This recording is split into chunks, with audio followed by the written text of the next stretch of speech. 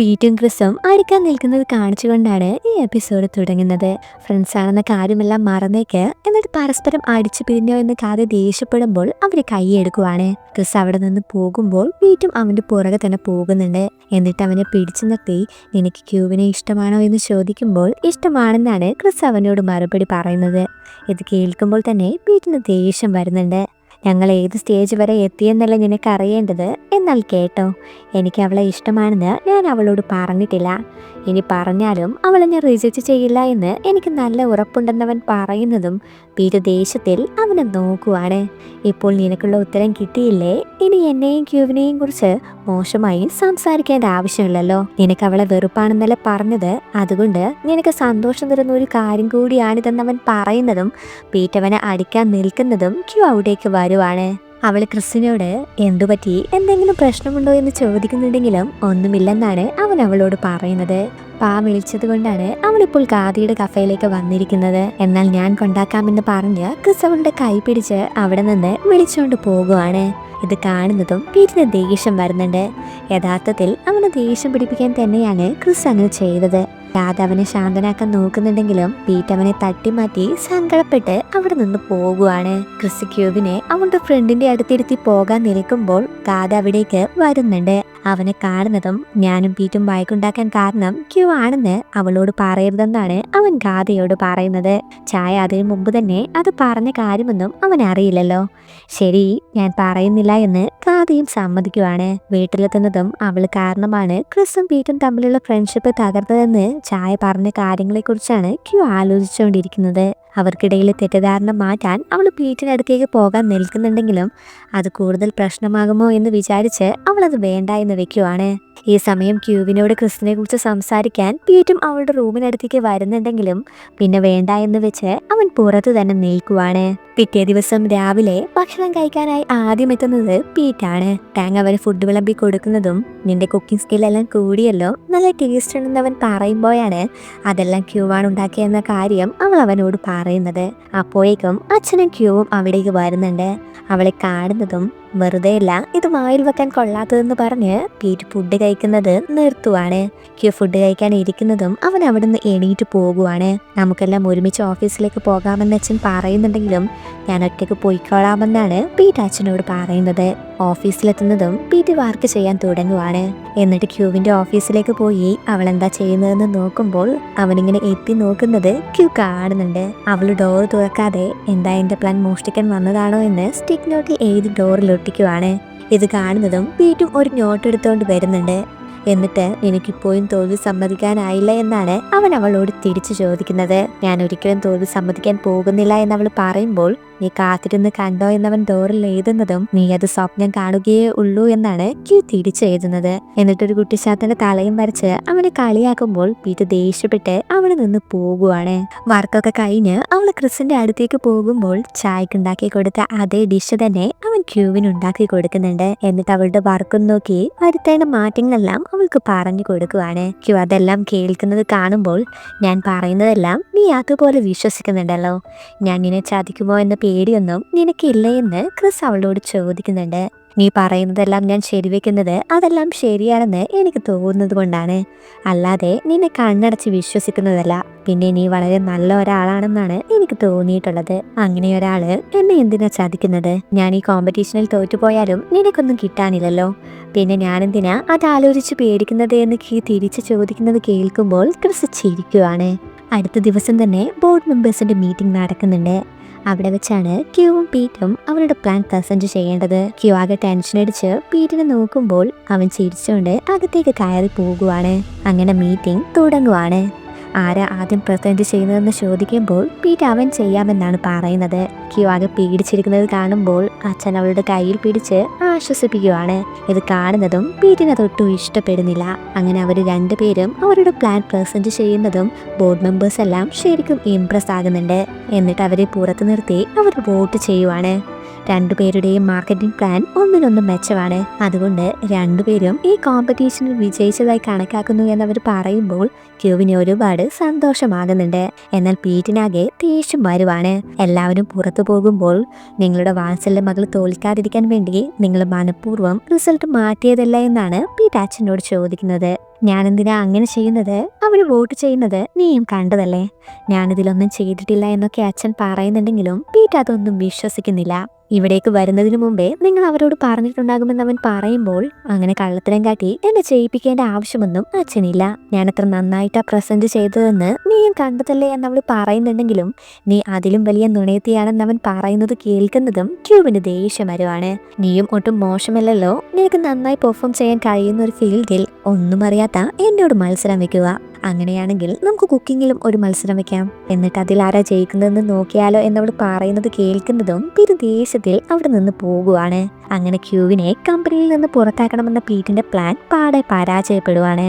Q work ചെയ്തുകൊണ്ടിരിക്കുമ്പോൾ പ്രൊഡക്റ്റിന്റെ പുതിയ design കാണിക്കാൻ വേണ്ടി അച്ഛൻ അവളുടെ അടുത്തേക്ക് വരുന്നുണ്ട്. അച്ഛന്റെ കഴുത്ത് വേദനിക്കുന്നത് കാണുമ്പോൾ അവൾ അച്ഛന് മസാജ് ചെയ്ത് കൊടുക്കുവാണ്. ഇത് കാണുമ്പോൾ പീറ്റ് മറ്റെന്തൊക്കെയോ ആണ് കരുതുന്നത്.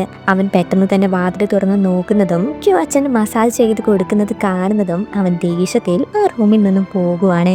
അച്ഛൻ അവളോടുള്ള ബിഹേവിയർ ഒക്കെ ഓർത്തു നോക്കുമ്പോൾ തെറ്റായ രീതിയിലാണ് അവൻ അതെല്ലാം വായിച്ചെടുക്കുന്നത്. മഞ്ഞപ്പിത്തം ബാധിച്ചവർക്ക് എല്ലാം മഞ്ഞയായിട്ടേ തോന്നൂ എന്ന് പറയുന്നത് പോലെ അവർ തമ്മിൽ ഒരു തെറ്റായ ബന്ധമാണുള്ളതെന്നാണ് പീറ്റ് വിചാരിക്കുന്നത്. അച്ഛനന്ന് രാത്രി ഒരു പാർട്ടി ഉണ്ടാകും. അച്ഛൻ അവിടേക്ക് പോകുവാണെന്ന് പറയുമ്പോൾ വീട്ടിന്റെ കൂടെ ഒറ്റയ്ക്ക് അവിടെ നിൽക്കേണ്ടി വരുമല്ലോ എന്ന് ആലോചിക്കുമ്പോൾ ക്യൂവിന് സങ്കടമാകുവാണ്. അവൾ അച്ഛനെ കെട്ടിപ്പിടിക്കുമ്പോൾ ഞാൻ പെട്ടെന്ന് തന്നെ വരാമെന്ന് പറഞ്ഞ് അച്ഛൻ അവളെ ആശ്വസിപ്പിക്കുന്നുണ്ട്. ഇതെല്ലാം ജനാലിന്റെ അടുത്ത് നിൽക്കുന്ന പീറ്റ് കാണുന്നതും അവന്റെ സംശയമെല്ലാം ഒന്നുകൂടി കൂടുവാണ്. അച്ഛനെ യാത്രയാക്കി ക്യൂ റൂമിലേക്ക് പോകാൻ നിൽക്കുമ്പോൾ പീറ്റ് അവളെ പിടിച്ചു നിർത്തുവാണ്. ക്യൂ അവളെ വിടാൻ പറയുമ്പോൾ എന്റെ അച്ഛനുമായി നിനക്കുള്ള യഥാർത്ഥ ബന്ധം എന്താണെന്നാണ് അവൻ അവളോട് ചോദിക്കുന്നത്. നീ എന്താ അങ്ങനെ ചോദിക്കുന്നത്, അദ്ദേഹം എന്റെ അച്ഛനാണെന്ന് അവൾ പറയുമ്പോൾ നീ വീണ്ടും നുണ പറയുവാണ്. എനിക്കറിയാം നീ എന്റെ അച്ഛനെ വശീകരിച്ചെടുക്കുവാണെന്ന്. നിന്റെ അമ്മ ചെയ്തതുപോലെ നീയും എന്റെ അച്ഛന്റെ ഭാര്യയാകാനാണ് നോക്കുന്നതെന്ന് അവൻ പറയുന്നതും ക്യൂ ആകെ അന്തം വിട്ട് അവനെ നോക്കുവാണ്. കാരണം അവൻ സ്വപ്നത്തിൽ പോലും വിചാരിക്കാത്ത കാര്യങ്ങളാണ് അവൻ ഇപ്പോൾ പറഞ്ഞുകൊണ്ടിരിക്കുന്നത്. ഈ സമയം ഫോൺ എടുത്തിട്ടില്ല എന്ന് ഓർമ്മ വരുന്നതും അച്ഛൻ അസിസ്റ്റന്റിനോട് വണ്ടി വീട്ടിലേക്ക് തിരിച്ചു വിടാൻ പറയുന്നുണ്ട്. പീറ്റ് പറയുന്നത് കേൾക്കുന്നതും ക്യൂ ദേഷ്യത്തിൽ അവനെ പിടിച്ചു തള്ളുവാണ്. നീ ഇത്രയും വൃത്തികെട്ടവനാണെന്ന് ഞാൻ കരുതിയില്ല. ഞാൻ ഒരിക്കലും അദ്ദേഹത്തെ കുറിച്ച് അങ്ങനെ ആലോചിച്ചിട്ട് പോലുമില്ല. സ്വന്തം അച്ഛനെ പോലെയാണ് ഞാൻ അദ്ദേഹത്തെ സ്നേഹിക്കുന്നത് എന്ന് ക്യൂ അവനോട് ദേഷ്യപ്പെടുവാണ്. നീ പറയുന്നതെല്ലാം ഞാൻ ഇനിയും വിശ്വസിക്കുമെന്ന് കരുതുന്നുണ്ടോ? നീ ക്രിസ്റ്റിനെ വശീകരിച്ചെടുത്ത് അവനെ എന്നിൽ നിന്നും അകറ്റി. ഇപ്പോൾ എന്റെ അച്ഛനെ സെഡ്യൂസ് ചെയ്ത് അദ്ദേഹത്തിന്റെ സ്വത്തെല്ലാം തട്ടിയെടുക്കാൻ നോക്കുന്നു. അമ്മയെ പോലെ തന്നെ മോളും ശരീരം വിൽക്കാൻ തുടങ്ങിയോ? അതുകൊണ്ടാണോ അച്ഛൻ നിന്നെ പ്രോംപിറ്റാക് ഫാമിലിയുടെ രണ്ടാം അവകാശിയാക്കിയതെന്ന് അവൻ ചോദിക്കുന്നത് കേൾക്കുന്നതും ക്യൂ എന്തു പറയണമെന്നറിയാതെ ആകെ അന്താളിച്ച് നിൽക്കുവാണ്. നീയും നിന്റെ അമ്മയെ പോലെ തന്നെയാണ് പണത്തിനു വേണ്ടി എന്തും ചെയ്യുമെന്ന് പീറ്റ് പറയുന്നതും ക്യൂ അവന്റെ മുഖത്ത് ആനടിക്കുവാണ്. നിനക്കെങ്ങനെ ഇങ്ങനെയെല്ലാം ചിന്തിക്കാൻ കഴിയുന്നു? നീ മറ്റെന്തിനെങ്കിലും കുറിച്ചാണ് പറഞ്ഞിരുന്നുവെങ്കിൽ ഞാൻ ചിലപ്പോൾ അത് കേട്ടോണ്ട് നിന്നേനെ. പക്ഷെ ഇത്രയും വൃത്തികെട്ട രീതിയിൽ എന്നെ കുറിച്ച് പറഞ്ഞാൽ ഞാനത് ഒരിക്കലും സഹിക്കില്ല. എന്റെ മുന്നിൽ നിന്ന് പോ, എനിക്ക് നിന്നെ വെറുപ്പാണെന്ന് പറഞ്ഞ് അവൾ അവനെ പിടിച്ച് തള്ളാൻ നോക്കുന്നതും പീറ്റ് അവളെ കിസ് ചെയ്യുവാണ്. ഇത് കണ്ടുകൊണ്ട് അകത്തേക്ക് വരുന്ന അച്ഛൻ ആകെ ഷോക്ക് ആകുവാണ്. കാരണം സ്വന്തം ബ്രദറാണല്ലോ സിസ്റ്ററിനെ കിസ് ചെയ്യുന്നത്. നീ എന്തിനാണ് ഇങ്ങനെയൊക്കെ ചെയ്യുന്നത്? ഞാൻ എന്ത് തെറ്റാണ് നിന്നോട് ചെയ്തതെന്ന് ക്യൂ ചോദിക്കുമ്പോൾ എനിക്ക് നിന്നെ വെറുപ്പാണ്, അതുകൊണ്ടാണ് ഞാൻ ഇതെല്ലാം ചെയ്യുന്നത്. നീയും അച്ഛനും എന്നോട് നുണയാണ് പറഞ്ഞതെന്ന് വീണ്ടും അവൻ അത് തന്നെ പറയുന്നത് കേൾക്കുന്നതും ക്യൂ അവനെ തള്ളി മാറ്റുവാണ്. എന്തിനെ കുറിച്ച് നുണ പറഞ്ഞെന്നാണ് നീ പറയുന്നതെന്ന് ചോദിക്കുമ്പോൾ നീ ശരിക്കും എൻ്റെ അച്ഛൻ്റെ ഭാര്യയാണ്, പക്ഷെ ദത്തുമകളാണെന്ന് പറഞ്ഞ് നിങ്ങൾ രണ്ടുപേരും എല്ലാവരെയും പറ്റിച്ചുകൊണ്ടിരിക്കുകയാണെന്ന് അവൻ പറയുന്നതും ഇത്രയും തരം താണ് ചിന്തിക്കാൻ നിനക്കെങ്ങനെ കഴിയുന്നു എന്ന് ചോദിച്ച് അച്ഛൻ അവരുടെ ഇടയിലേക്ക് കയറി വരുവാണ്. എന്തുകൊണ്ട് എനിക്കങ്ങനെ ചിന്തിച്ചുകൂടാ? നിങ്ങളും പണത്തോട് ആർത്തിയുള്ള ഈ പെണ്ണും ചേർന്ന് കാണിച്ചു കൂട്ടുന്നതെല്ലാം ഒരച്ഛനും മകളും ചെയ്യുന്നതാണോ എന്ന പീറ്റിന്റെ വാക്കുകൾ കേൾക്കുന്നതും അച്ഛന് ദേഷ്യം വരുവാണ്. ഇത്രയും വൃത്തികെട്ട രീതിയിൽ നീ ചിന്തിക്കരുതെന്ന് അച്ഛൻ അവനോട് പറയുന്നുണ്ടെങ്കിലും ഞാൻ പറയുന്നതിനേക്കാൾ നിങ്ങൾ ചെയ്യുന്ന കാര്യങ്ങളാണ് വൃത്തികെട്ടത്. നിങ്ങൾക്കങ്ങനെ ചെയ്യാമെങ്കിൽ ഞാനും അത് ചെയ്യുന്നതിൽ ഒരു തെറ്റുമില്ല എന്നവൻ പറയുന്നത് കേൾക്കുന്നതും സായിൽ എനിക്കുണ്ടായ എന്റെ സ്വന്തം മകളാണ് ക്യൂ എന്നുള്ള സത്യം അച്ഛൻ അവിടെ വിളിച്ച് പറയേണ്ടി വരുവാണ്. ഇത് കേൾക്കുന്നതും പീറ്റ് ആകെ ഷോക്ക് ആകുന്നുണ്ട്.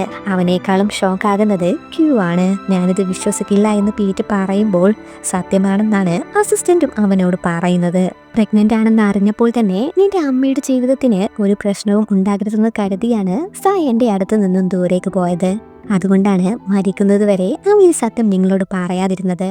എൻ്റെ അമ്മയ്ക്കുണ്ടായിരുന്ന അതേ അവകാശം അവൾക്കും ഇവിടെ ഉണ്ടായിരുന്നു. എന്നിട്ടും അവളൊന്നും മിണ്ടാതിരുന്നത് നിന്നെ വേദനിപ്പിക്കണ്ട എന്ന് കരുതി മാത്രമാണ്. പക്ഷേ ഇനിയും ഞാനിത് പറഞ്ഞില്ലെങ്കിൽ ക്യൂവിനോടുള്ള നിന്റെ പെരുമാറ്റം അതിന് കടന്നു പോകുമെന്ന് അച്ഛൻ പറയുന്നതും പീറ്റ് സങ്കടത്തിൽ അച്ഛനെ തന്നെ നോക്കുവാണ്. കാരണം ഒരിക്കലും സംഭവിക്കരുതെന്ന് അവൻ ആഗ്രഹിച്ച കാര്യമാണ് അച്ഛൻ ഇപ്പോൾ അവനോട് പറഞ്ഞിരിക്കുന്നത്. ഒരു സ്റ്റെപ്പ് സിസ്റ്റർ ആയി പോലും ക്യൂവിനെ കാണാൻ കഴിയാത്തത് കൊണ്ടാണ് അവളെ എങ്ങനെയെങ്കിലും ആ വീട്ടിൽ നിന്ന് പുറത്താക്കണമെന്ന് പീറ്റ് ആഗ്രഹിക്കുന്നത്. അവൾ തന്നെ സ്വന്തം സിസ്റ്ററാണെന്ന് കേൾക്കുമ്പോൾ പീറ്റ് ആകെ തകർന്നു പോകുവാണ്.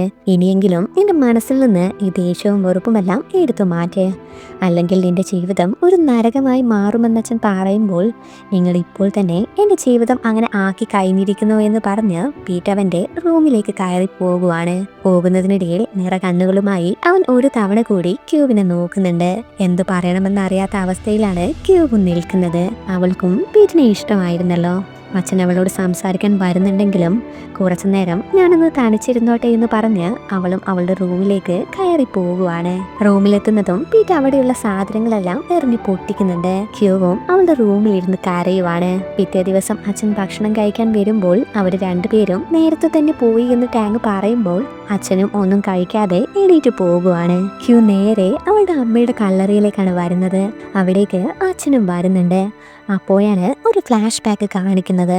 അതായത് അച്ഛൻ പീറ്റിന്റെ അമ്മയെ കല്യാണം കഴിച്ച അന്ന് രാത്രി അദ്ദേഹം ക്യൂവിന്റെ അമ്മയെ കാണാൻ പോകുന്നുണ്ടെങ്കിലും അവര് വാതിൽ തുറന്നു കൊടുക്കില്ല.